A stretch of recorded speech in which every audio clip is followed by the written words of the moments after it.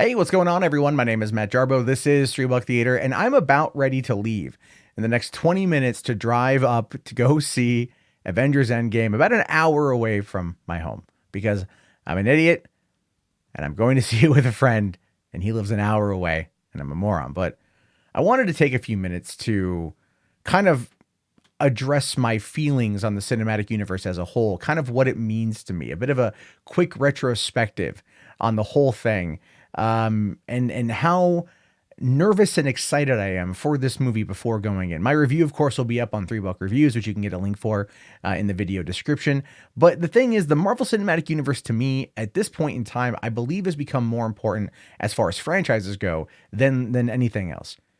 Kevin Feige has taken a concept, an idea that so many others have tried and so many others have failed, and he brought it together in a way that not only worked, it exceeded all expectations and has become an absolute global phenomenon. Hell, a viral video today showed a couple guys at a theater in Israel somewhere doing the Avengers theme song on a guitar and a trumpet before the movie started, and everyone lost their mind over it. And you know what? So did I. I had a smile ear to ear just watching that video, looking at people posting their ticket stubs outside of the auditorium before they watch this movie, before they go and they see the culmination of 11 years of storytelling, at least this first part of it. This is one of the things that, as a storyteller, as a filmmaker, as a writer, and as a lover of entertainment, I just truly enjoy. I get excited for Marvel movies. I get very excited for Marvel movies, not because I'm going to be blown away by the special effects necessarily. I mean, they've gotten progressively better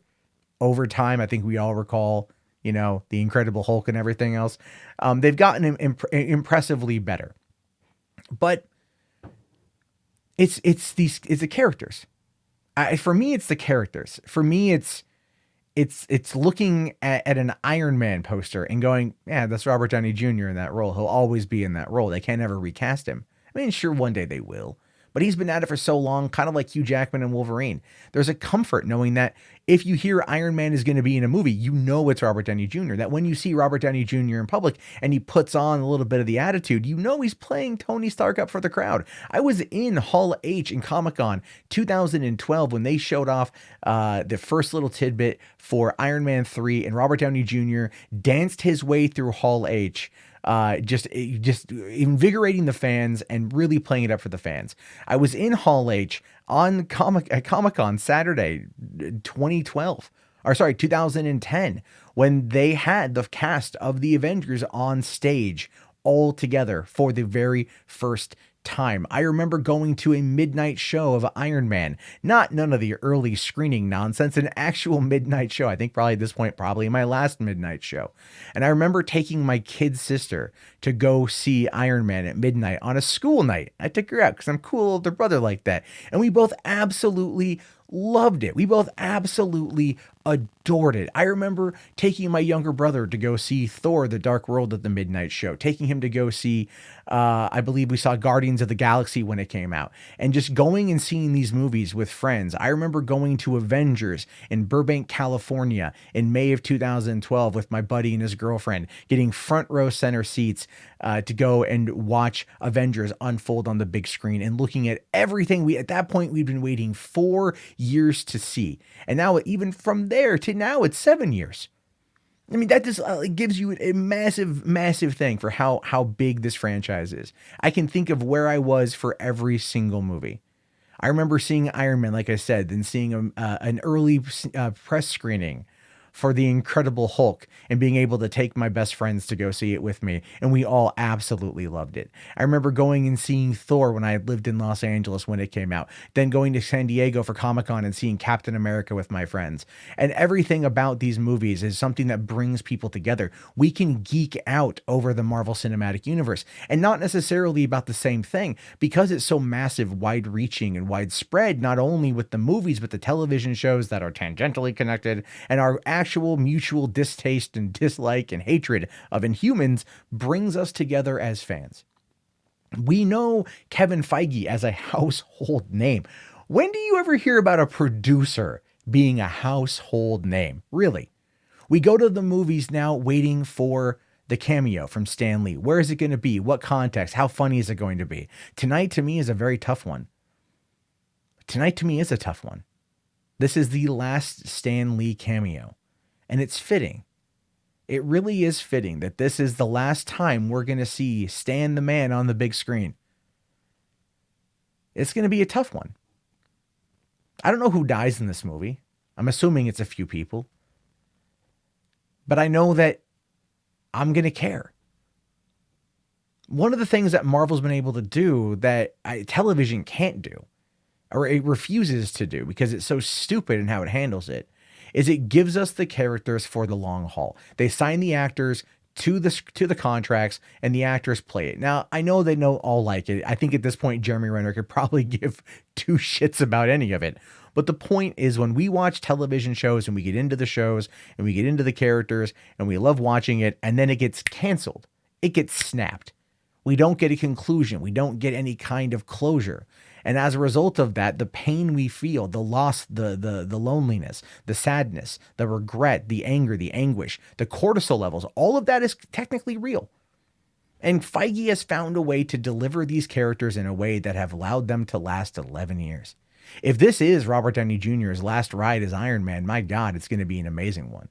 And it's going to be the hardest one to see let go. It's where it started it all. Again, I remember being in that theater, sitting there and watching the movie and getting to the end credits and then waiting through, because I always like to wait through the end credits anyway, and getting to the end and then seeing the Nick Fury scene. And then the next day getting a phone call from a friend of mine across the country who had just gone and seen it with his friend. And he was calling me during the end credits to gush about the movie. And he's all like, wait, is there anything at the end? I'm like, yeah, I'm not going to tell you what it is, but stick through the end credits. And then being on the phone with him, who was in like Iowa at the time, and me being in San Diego and hearing the sound of Robert Downey Jr. walking in, and then you hear like, Mr. Stark, I want to talk to you about the Avenger Initiative, and my friend losing his mind, absolutely losing his mind at what was to come. That is what they've been able to create. That's what the Marvel Cinematic Universe is. It's that connection. It's that love. It's that adoration. It's that loyalty. I mean, there's brand loyalty, fierce brand loyalty to these movies. I mean, hell, Captain Marvel's $1 billion. I don't get it. I don't get it. But you know what though? I'm glad they made the money, because it proves that the franchise is valuable. And as a result of it, we'll get more stories, more of these characters, learn to grow them. My daughter will grow up watching the Marvel Cinematic Universe films and grow her own attachment to these characters. And that actually means a lot to me, however weird that might sound. So as I get ready to go and embark upon the last drive to see the last movie in the Infinity Saga, a saga that I started watching 11 years ago, I just want to take the moment and say thank you to Kevin Feige. Thank you to Marvel Studios. Thank you to Disney for buying them out for the $4 billion and allowing it to grow, and allowing Feige to basically operate within the confines of his own ability and trusting in that ability, because fans have responded. This is a global phenomenon, and maybe it's a movie and I shouldn't geek out this much or gush out this much over a film, but I don't care. I'm not going to not allow myself to talk about something that I love, talking about something that I really truly care about. I love the Marvel Cinematic Universe. I love all these movies, some more than others, obviously, but I'm always going to be there. It's got my loyalty. It's got my money, clearly, and I'm ready for it. Anyway, let me ask you guys, what's your favorite Marvel Cinematic Universe moment? You know, obviously mine's the Nick Fury one, because that set it up and it kind of opened the possibilities for what was to come. But I'm curious to know your thoughts and your opinions. Please let me know down in the comments below. Have yourself a fantastic day, guys. Keep spoilers out of the goddamn comment section. I see you, you assholes. And I'll talk to you guys later.